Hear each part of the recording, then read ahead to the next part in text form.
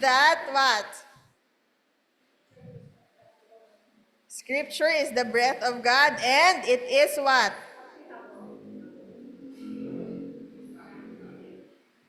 It is our what? The Bible is yung letter B sa Baptist Distinctives. Okay, Bible is our sole authority or the final authority of our faith and our life. So with yung Bible, naniniwala tayo that dahil ito ay breathed out by God, it is without error and infallible. Or wala siyang, hindi siya doubtful for correction or for maling words na content or in the Bible. So, Bible is our sole authority and our final authority for faith and life. Now, what do we believe about God?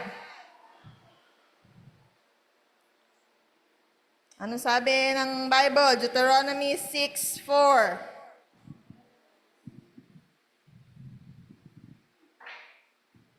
Ano sabi ng Deuteronomy 6:4? Hear, O Israel, the Lord our God, the Lord is one.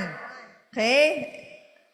So we believe that there is one God, but they are eternally existing in three persons. Saan makikita yon? 2 Corinthians 13-14. Wala kayong notes? Hindi kayo nagno-notes, ha? Sabi doon, the grace of the Lord Jesus Christ and the love of God and the fellowship of the Holy Spirit be with you all. So we believe that there is one God, eternally existing in three persons. Sino-sino yung three persons na yon? The Father, the Son, and the Holy Spirit. At yung tatlo na yon, we believe that they are co-eternals in being, they are co-identical in nature, and co-equal in power and glory. So, iisa ang Diyos natin.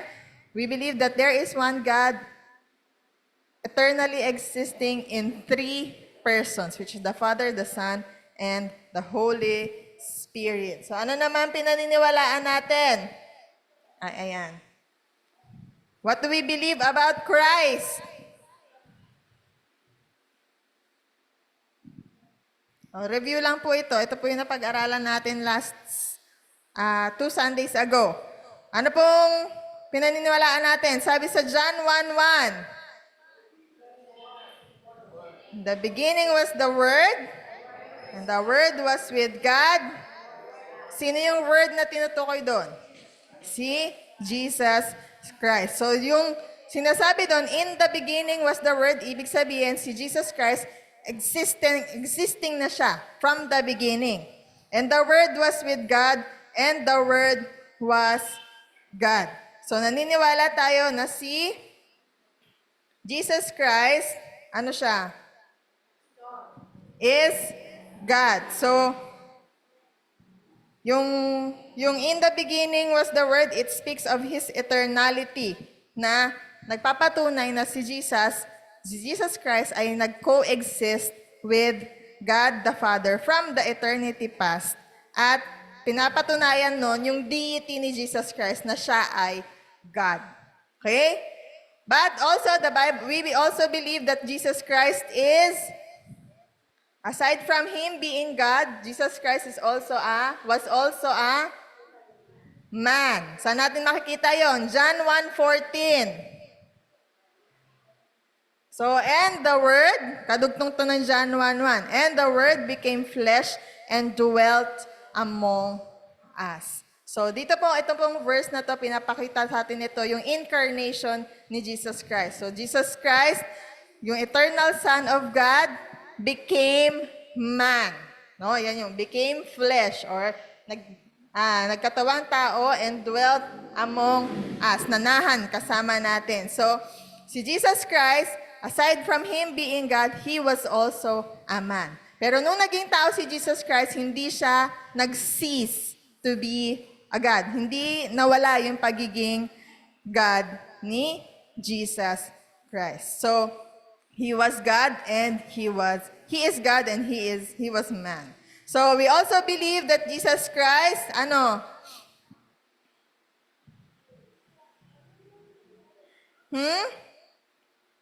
Anong ginawa ni Jesus Christ nung naging tao siya dito sa lupa?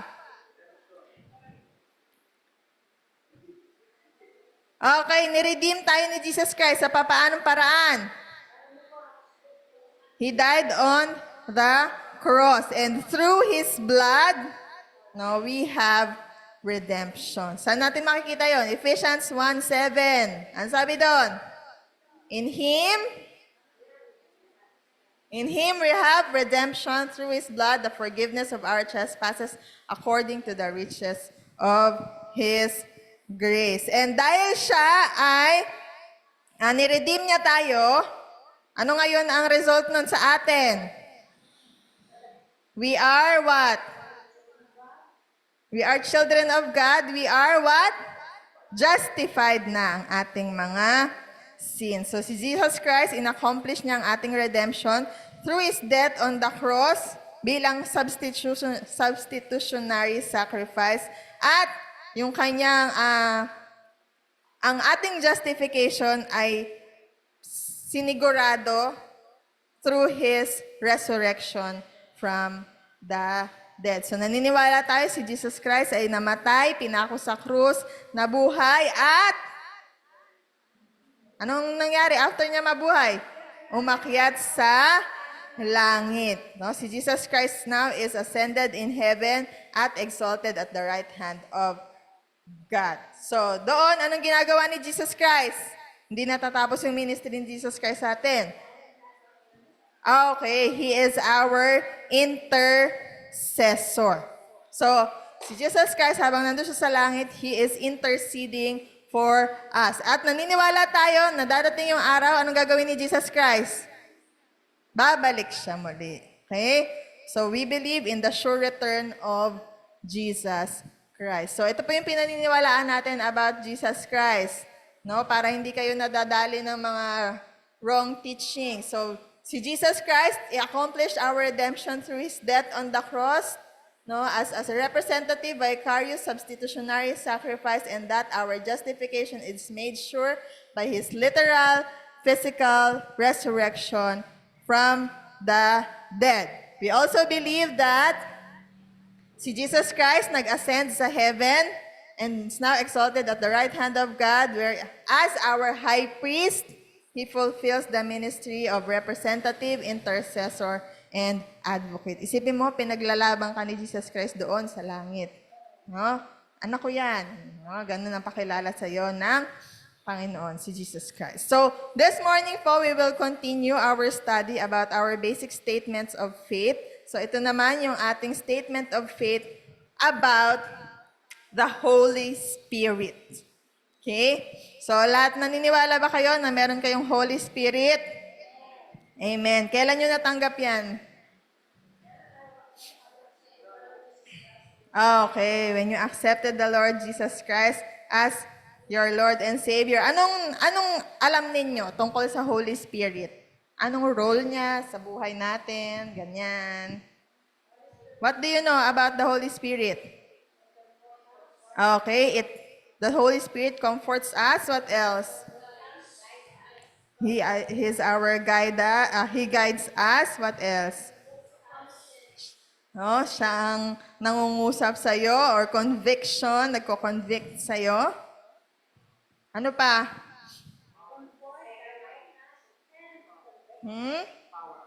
Okay, the Holy Spirit empowers also us. So, sa John 14:16 to 17, paano dinescribe ni John yung Holy Spirit? Paano dinescribe ng verse yung Holy Spirit? Sige po, open nyo yung Bibles nyo on John 14:16 to 17.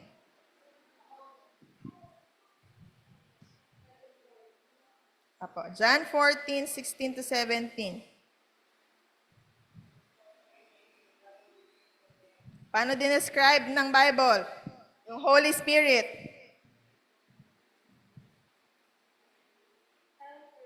Okay. Sabi doon, I will ask the Father. Sige pa, next nga po.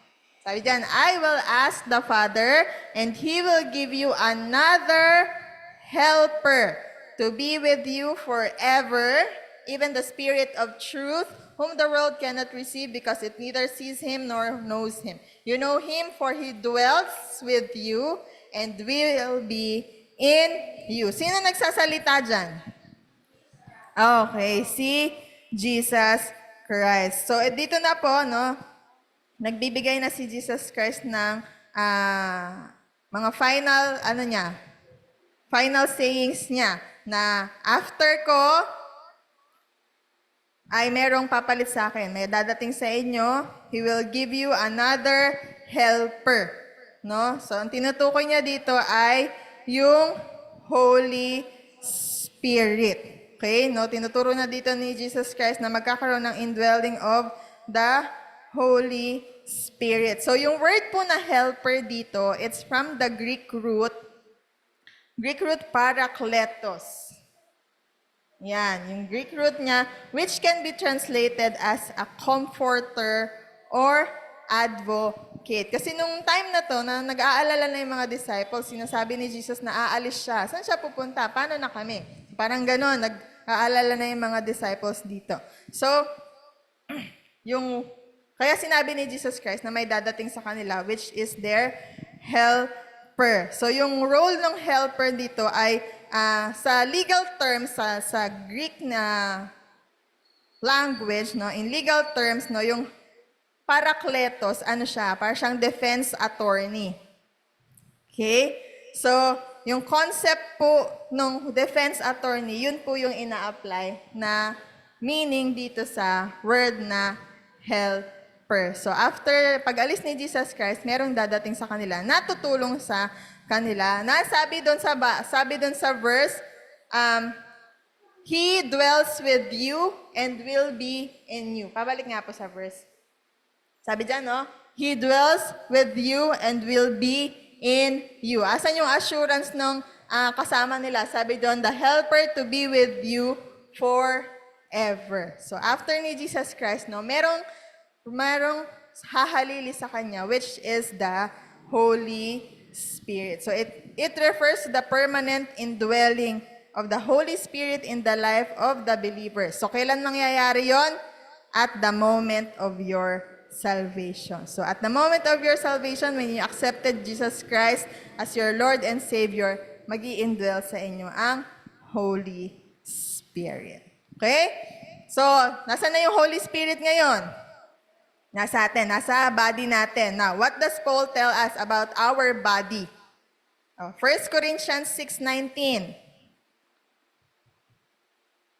What does Paul tell us about our body in relation to the Holy Spirit? Huh? Okay, sabi sa 1 Corinthians 6:19, or do you not know that your body is the temple of the Holy Spirit within you, whom you have from God? You are not your own. Oh, malinaw na malinaw to ha. Yung Holy Spirit ay galing kanino?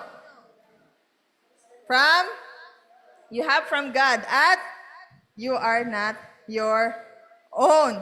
So yung body natin, kanino daw? Ha? Our body is what? Temple of the Holy Spirit. Ano bang nangyayari dito? Bakit ito nasabi ni Paul? No? Nung time kasi nito, nagkaroon ng mga sa church ng Corinth, parang nagkaroon ng mga sexual immoralities. Ang argument nila ay yung Holy Spirit lang naman yung yung aakyat sa langit, yung katawang lupa naman natin, maiiwan to sa lupa. So we can do everything that we want to do about it. Kaya si Paul, nireject niya yung belief na yon ng mga taga-Corinthians. So sinabi niya that, do you not know that your body is the temple of the Holy Spirit? So since nag-i-indwell sa'yo ang Holy Spirit, yung body mo, sabi dyan, no, you are not your, hindi na yan sa'yo. It's the Holy Spirit's temple. Kaya, dapat kung ano yung nasa loob niyan, yun yung magta-translate outside. So, Totoo po yun. What's inside will eventually translate outside. So kung sa loob mo, ikaw ay indwelled ng Holy Spirit, makikita yon sa ginagawa mo sa panlabas. So yung indwelling presence, we have to note that the indwelling presence of the Holy Spirit, by the indwelling, next slide po, by the indwelling presence of the Holy Spirit, yung believer's body becomes His temple forever. So isipin mo lagi, tatandaan mo lagi na yung katawan mo na yan, that is the temple of the Holy Spirit. So paano mo dapat aalagaan yan? Okay? So, kaya, yung, di ba, minsan may mga argument na, okay lang ba sa Christian magpatato? Mga ganyan, no? So, tatandaan mo, hindi ko sasagutin yan na oo at hindi. Basta ang sabi ng Bible, yung katawan mo ay temple of the Holy Spirit. Mag-glorify ba nun ng Panginoon kapag ginawa mo yun? O, kayo na ang sumagot. Okay? So, the Holy Spirit is permanently indwelling in us. So, our body is His temple and, sabi sa 1 Corinthians 12:13, into what are we baptized? By the Holy Spirit. 1 Corinthians 12:13. Sige po, buksan niyo yung Bibles niyo. 1 Corinthians 12:13. Into what are we baptized? By the Holy Spirit. Saan tayo binaptize ng Holy Spirit?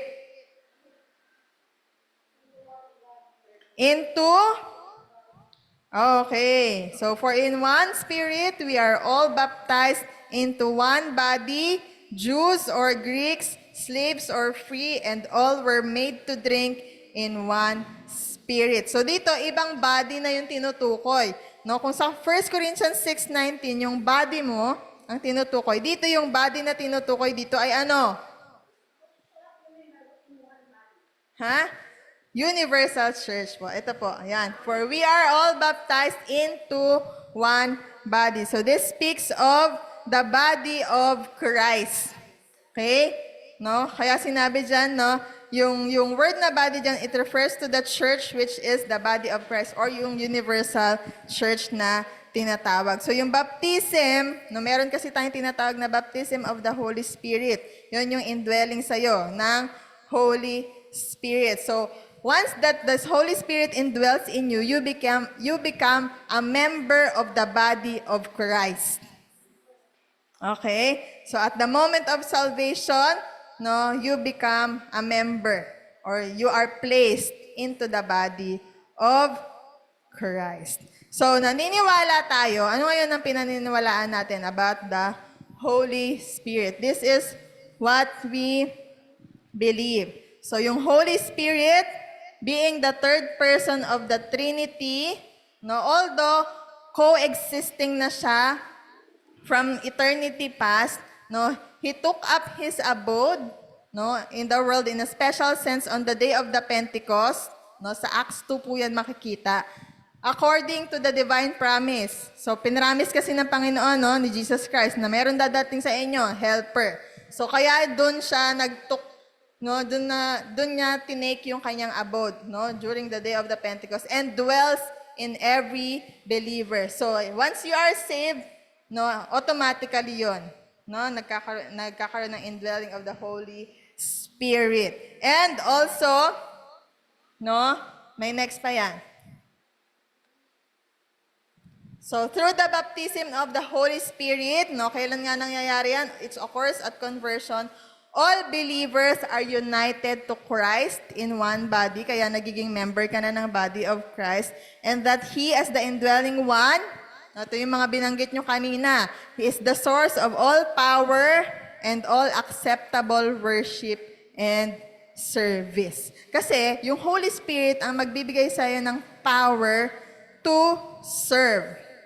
Kaya nga yung kapag nagpe-pray tayo, di ba, we pray sa Holy Spirit na bigyan tayo ng guidance, ng strength, to do our service. At yes.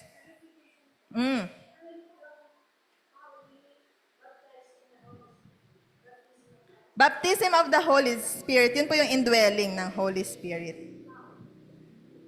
nag-indwell lang po yung Holy Spirit. Once you are saved, no, di ba, nag-accept ka na kay Jesus Christ, simultaneous po yun, nagkakaroon ng indwelling of the Holy Spirit. Hindi natin yon. Yes, yes. Opo. Ang baptism of the Holy Spirit, indwelling po. Hindi siya yung naiisip natin. Opo, hindi siya, yung naging baptism of the Holy Spirit kasi sa Acts, one-time event lang po yun. Yung speaking in tongues, yung nagkaroon sila ng ability to speak in different languages. No, considered nila yon na baptism of the Holy Spirit. But since natapos na yung event na yon, yun po kasi ay temporary gift. Okay? Na nangyari lang yon doon sa day of Pentecost. Pero dahil tayo ay nasa new age na po, no, ang Holy Spirit, ang baptism of the Holy Spirit natin ay at the moment of your salvation. Yan po. Okay? So, yan po. So, dahil tayo ay empowered by the Holy Spirit, we have the power, no, na makapagbigay ng acceptable worship and service. So, malinaw po. May tanong po about sa Holy Spirit. Wala na. Okay, now let us study naman our statement of faith about man. No, about sa tao to.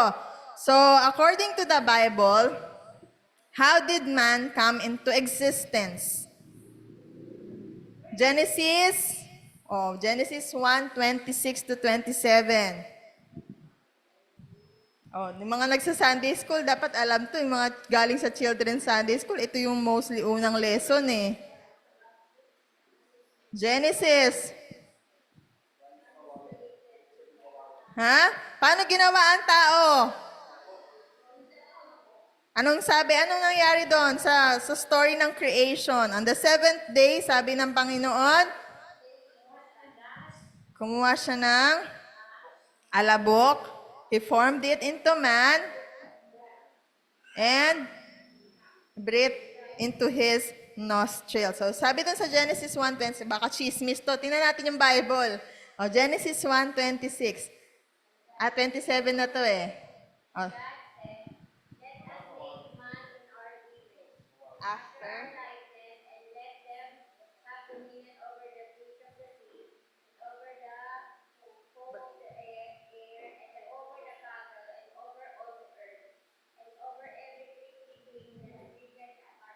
Mm-hmm. 27. So, ito na po yung 27. So, God created man in His own image. In the image of God, He created him. Male and female, He created them. So, ang existence ng tao ay saan nagsimula? Sino ang lumikha? Okay, our God. Tingnan nyo, 3 beses inulit to, paulit-ulit. Poetic ang tawag dito eh. So, God created man in His own image. In the image of God, He created him. Male and female, He created them. So, merong emphasis, sino ang lumikha? So, it is God. So, we do not believe na ang existence ng man ay from evolution or from mga cosmic powers sa universe or sa kawayan ng si malakas at si maganda, no?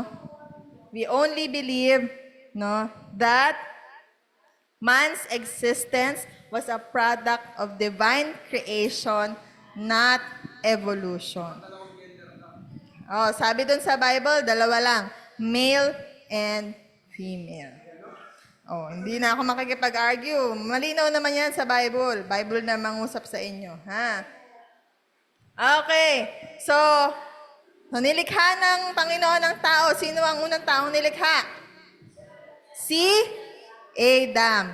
Or si Adam. Ano nangyari kay Adam? Ano nangyari kay Adam? Ano nangyari kay Adam?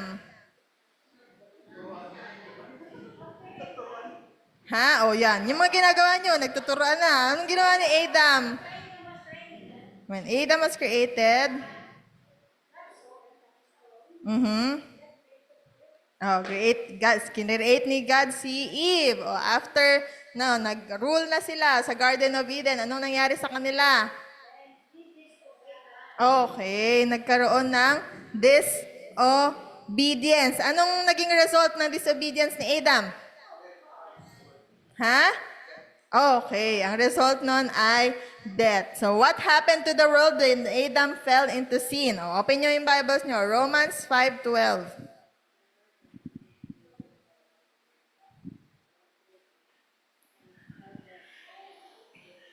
Ano yung nangyari?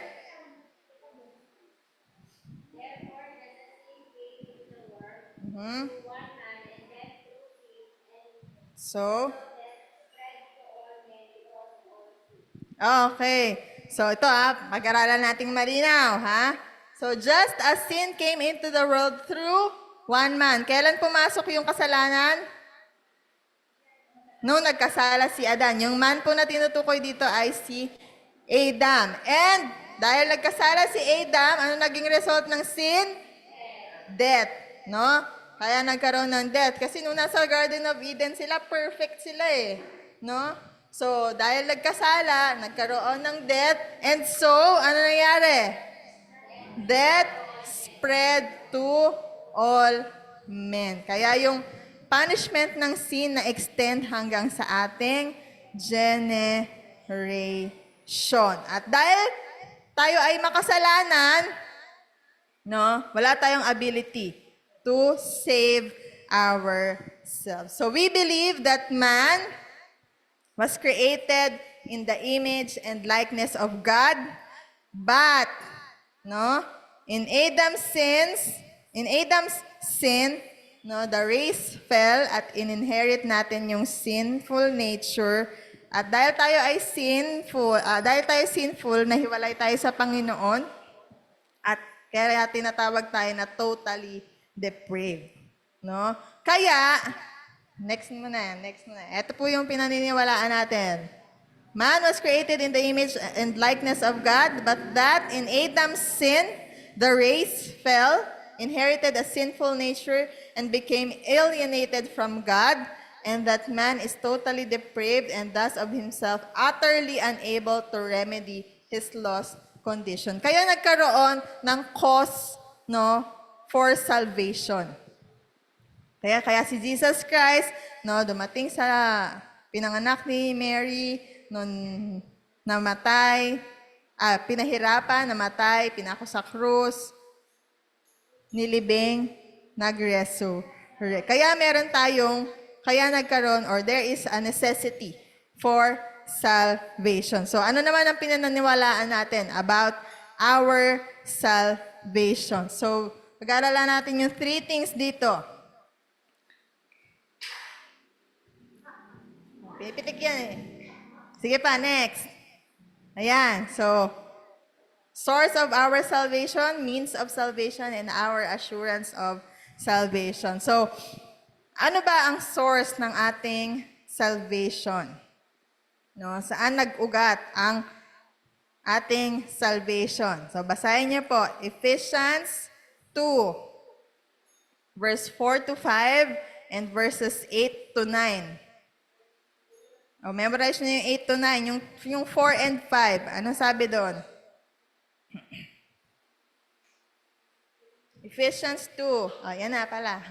O, sabi niya, ilabas na. But God, sabi diyan, being rich in mercy, because of the great love with which He loved us, even when we were dead in our trespasses, ito po yung state natin ng total depravity, made us alive together with Christ. So, ito yung ginawa ni Jesus Christ.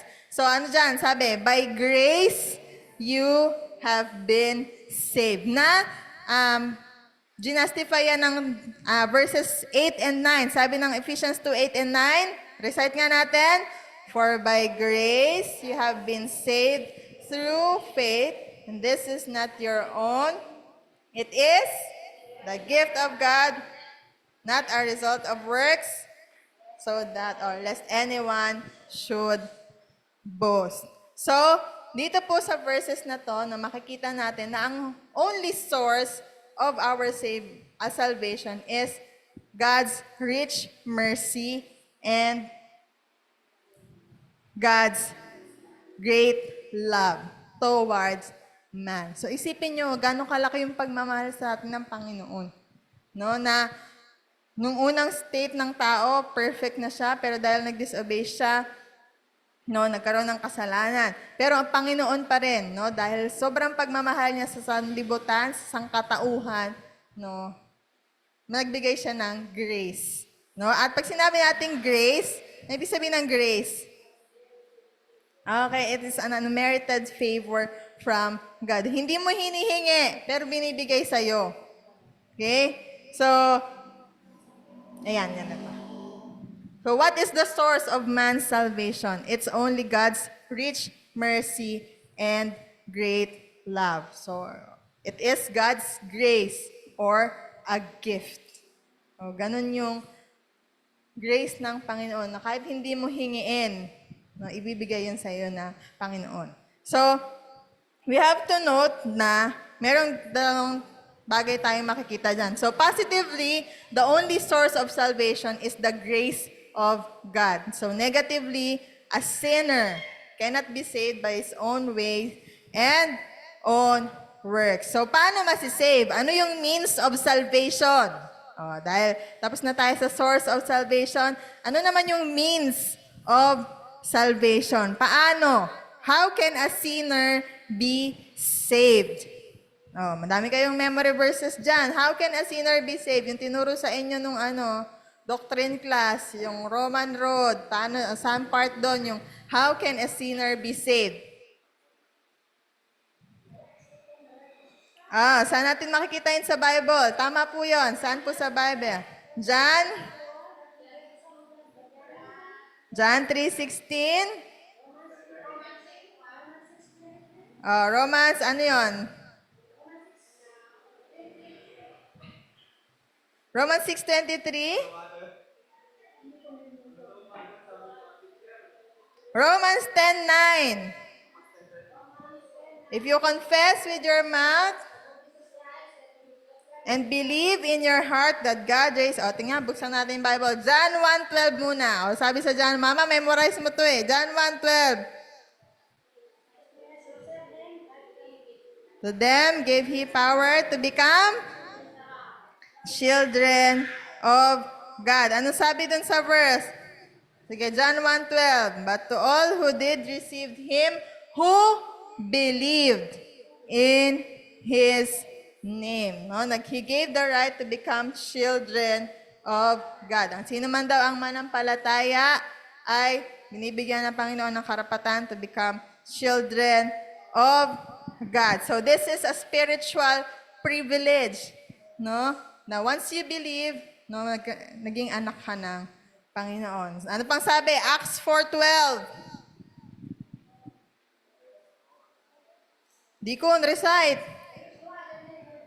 And there is salvation in no one else, for there is no other name under heaven given among men by which we must be saved. Ano nangyayari dito?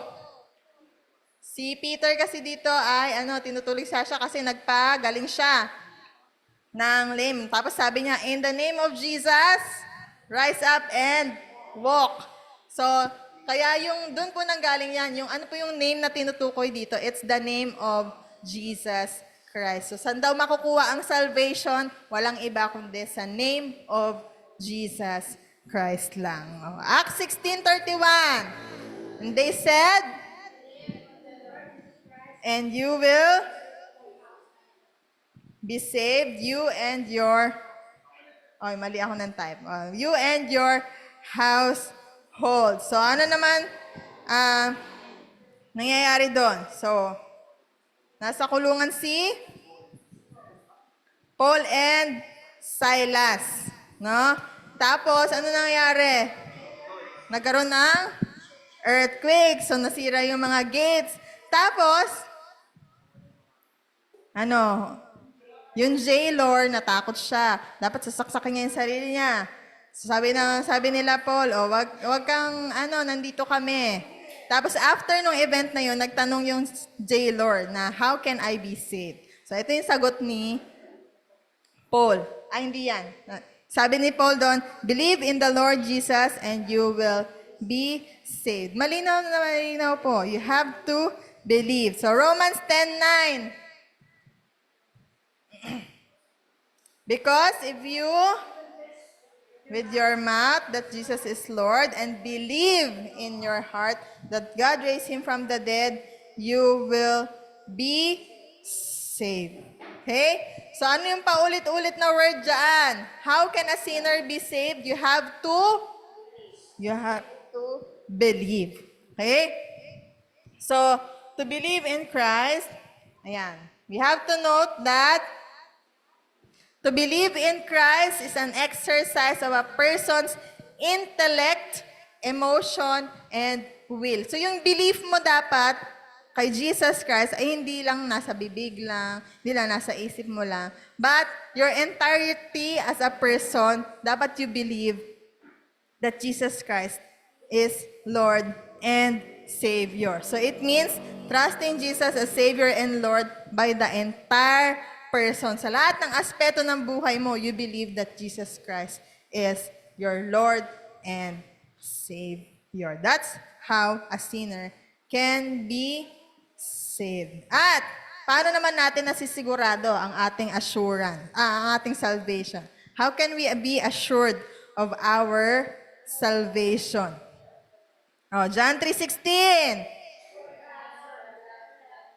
For God so loved the world that he gave his only begotten Son, that whosoever believes in him, should not perish, but have what? Everlasting life. Hindi ka pa ba sigurado nun? Everlasting life na? No? Sino nagsasalita dyan? Si Jesus Christ pa nagsabi dyan. Hindi ka maniniwala? Si Jesus Christ nagsabi?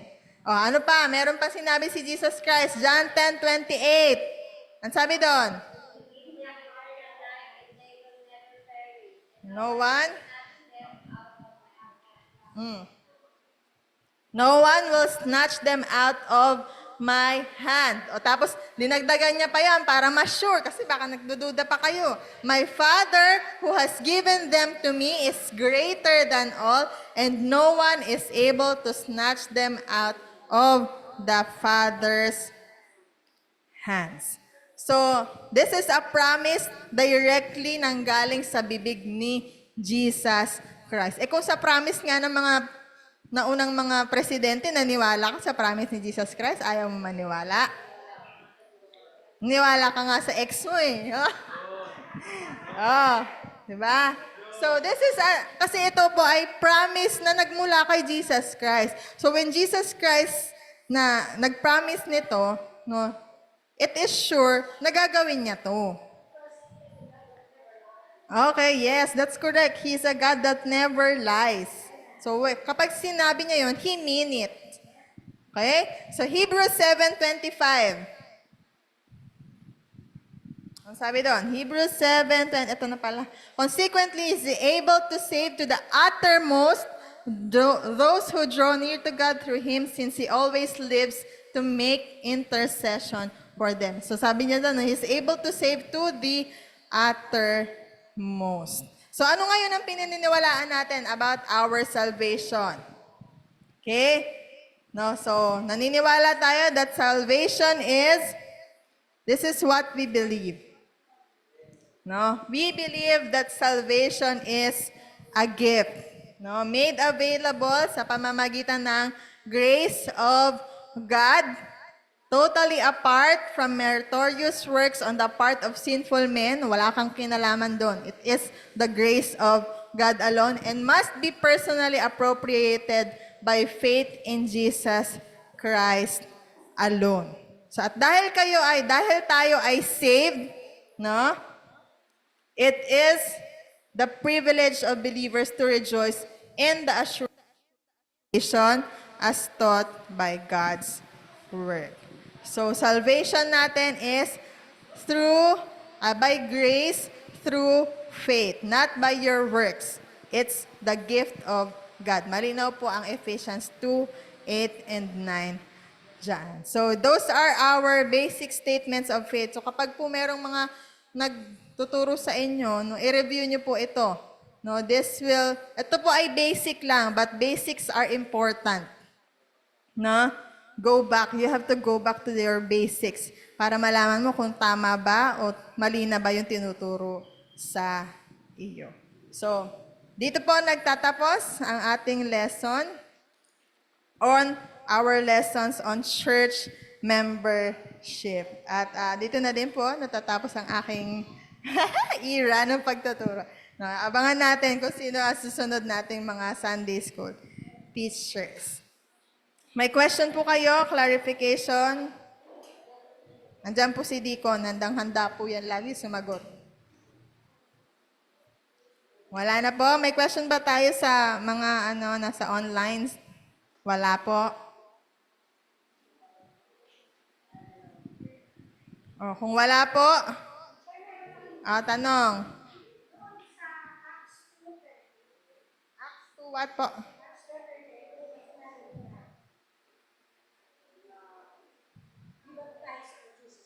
Hmm.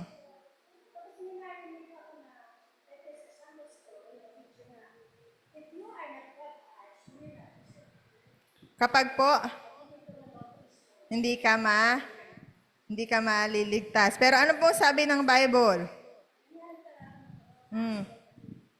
Ang sabi po kasi dito, Acts 2:38, ano ba nangyayari dito? After na to nung Day of Pentecost, so nagkaroon na ng maraming attendees sa church. So sabi doon, sabi ng nung nag-preach si Peter, and they were cut to the heart. So anong sabi ng mga tao? What shall we do? So sabi ni Peter, repent and let every one of you be baptized in the name of Jesus Christ for the remissions of sins. Ito ata yung pinanggagalingan nun. And you shall receive the gift of the Holy Spirit. Ito po kasi ay naka-receive na sila ng word. No? Sabi, di ba nag-preach na dito si Peter, naka-receive na sila ng word. Anong gagawin nila? Yun yung tinatanong nila. So, dahil itong mga tao na to ay galing sa iba't ibang lugar, hindi na sila makakabalik dun sa church. So, kaya sinabi ni Peter, repent and let every one of you be baptized. Immediate yung baptism nila. Yung in the name of Jesus Christ dito is kung para saan yung it's a symbolism na yung baptism ninyo ay ginawa ninyo in remembrance sa death and resurrection ni Jesus Christ. So yun kaya po nagkaroon ng baptism, sabi nila, be baptized in the name of Jesus Christ for the remissions of sins. So yun po, yung event po na yun kasi is for doon lang sa mga tao na yun kasi galing nga sila sa iba't ibang lugar. Kaya po immediate yung baptism nila. Ano? Hindi ka?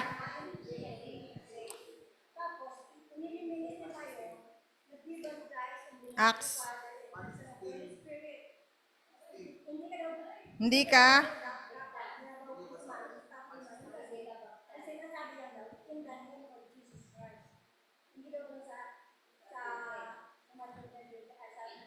Hindi ka daw saved. Ang tanong, hindi ka masisave kapag... Mark 16:16, he who believes and is baptized will be saved, but he who does not believe will be condemned. So, kailangan pa rin maniwala. Hindi ko nagigets yung tanong. Ang tanong,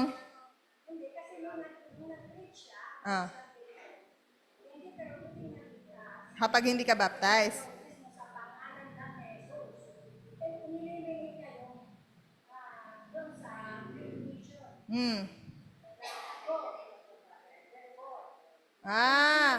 Sa Jesus, in the name of Jesus Christ lang.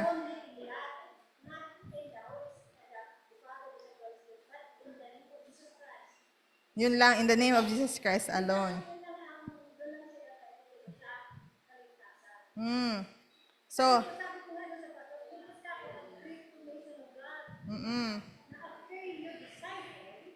saka ka,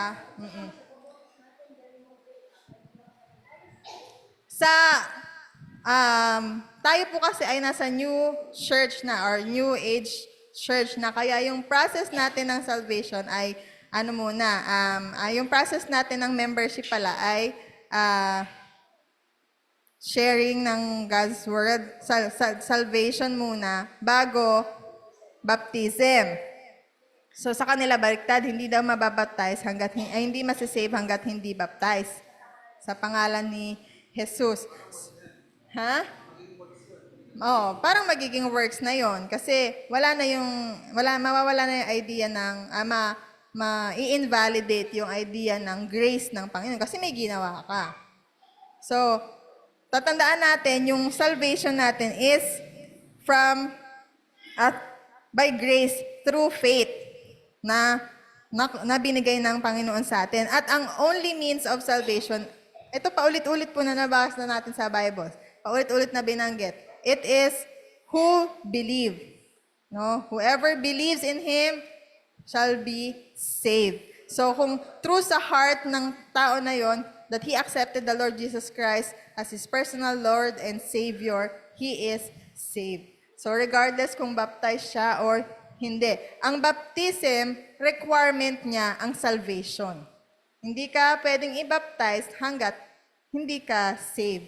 No, kaya nga tayo nagkakaroon ng mga discipleship class muna, baptism class, bago tayo mag-baptize.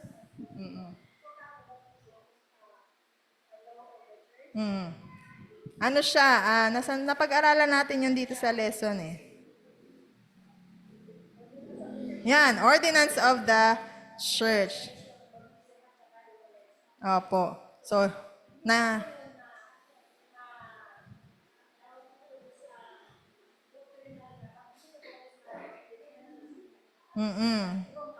Opo. Tama. Yung magnanakaw sa cross, hindi naman siya nabaptize, pero sabi ng Panginoon sa kanya, "You will be with me in paradise." Sino pa? Yung tawag dito? Yung mga encounter ng mga disciples, hindi naman nabaptize lahat yun eh, pero they were saved. No. So, hindi po ang salvation, requirement for baptism. Hindi mauuna ang baptism. You can be saved without baptism. Pero ang baptism kasi is an ordinance in the church, kaya ina-apply natin siya. Kaya tayo nagpapabaptize. It is the law na ibinigay ng Panginoon. Kaya sinusunod natin. It's also your yung public declaration mo that you are following the footsteps of the Lord Jesus Christ. At kapag ikaw ay saved, no, at naiintindihan mo yung need for baptism, no. Kasi 'di ba pag sinabi nating baptism, ito yung representation natin na tinatanggap natin, dinedeclare natin that Jesus Christ died for me, no. At yung through his blood, no, nalinis yung kasalanan ko and I was resurrected with him. So yun po. Malinaw po ba? Tanong po, mayroon pa ba? Wala na, gutom na kayo. Ayun, kung may mga tanong pa kayo, pwede nyo pong i-message si Deacon o kaya ako. Pwede din pag-aaralan ko po. Ayan, sige po. So kung wala na po, ilingin po natin si Deacon Ira to close us in prayer. May tanong pa?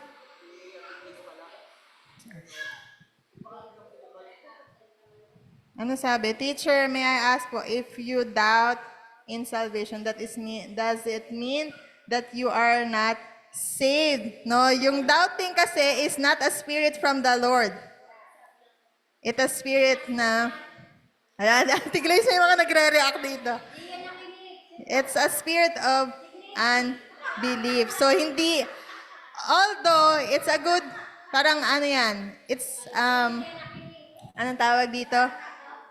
Good sign yan na ikaw ay saved. Kasi, kinukulit-kulit ka ng mga taning-taning dyan, Ate Glaze. So, kung nag-doubt ka sa sin mo, Ate Glaze, narinig mo ba?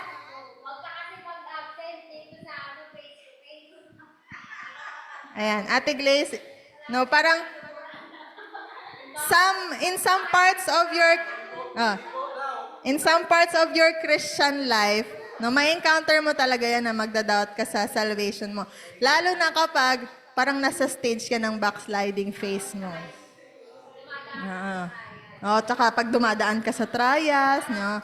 Ano ba, pinapabayaan na ba ako ng Panginoon? Malayong-malayo na ba ako sa Panginoon?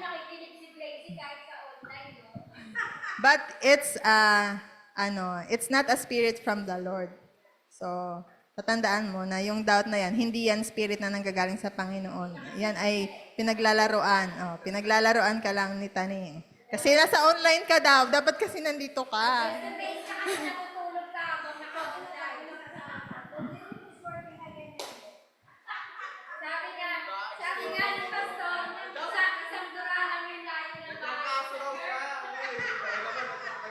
May sakit nga kasi siya, kayo naman.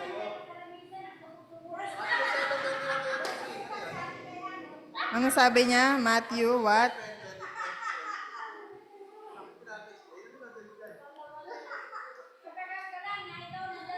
Anong sabi niya yan?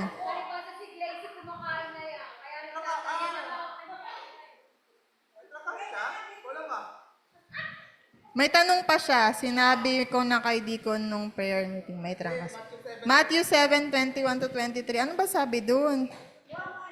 Not everyone who says to me, Lord, Lord, shall enter the kingdom of God, but he who does the will of my Father. And many will say to me in that day, Lord, Lord, have we not prophesied in your name, cast out demons in your name, and done many wonders in your name? And then I will declare to them, I never knew you. Depart from me. Okay. Meron kasing mga, ito na po yung mga false teachers na parang yung mga outsiders saka mga insiders, yon, wag nyo silang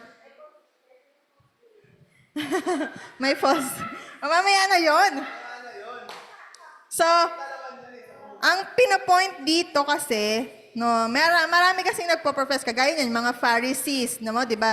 They are, nag-aaral talaga sila ng law and scriptures, and they believe na kapag finalo nila yung law na yon, they will be righteous.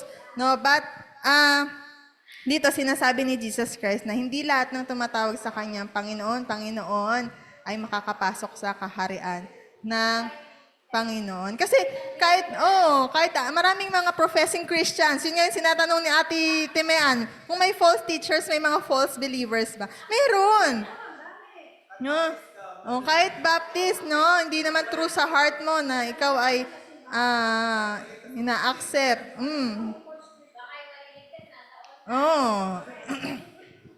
So, ang point po dito ay yung mga false believers or false teachers. Yun po yung kinokondemn dito na hindi lahat ng tumatawag sa akin na Panginoon, Panginoon, ipapasok sa aking kaharian. Okay na po ba, Ate Glacy?